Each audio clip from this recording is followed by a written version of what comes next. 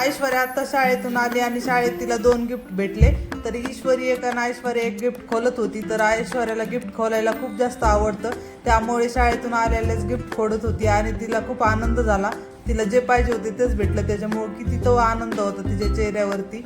आणि त्याच्यानंतर मग स्वयंपाक पण झालेला होता, फक्त आंब्याचा रस करायचा राहिला होता.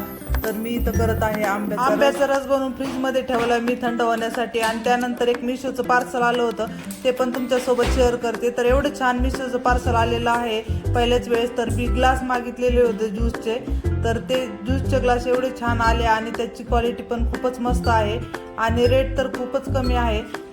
तर 130 रुपयाला मला हे ग्लास भेटलेले आहेत. तर तुम्ही बघू शकता किती छान आलेले आहेत. 6 ग्लासचा सेट आलेला आहे. चला तर मग असा होता आजचा व्हिडिओ. तर आवडला असेल तर नक्की लाईक करा आणि तुम्हाला ग्लासचे लिंक पाहिजे असेल ते पण सांगा कमेंटमध्ये. तर मी डिस्क्रिप्शन बॉक्समध्ये लिंक देईन ग्लासची. बाय.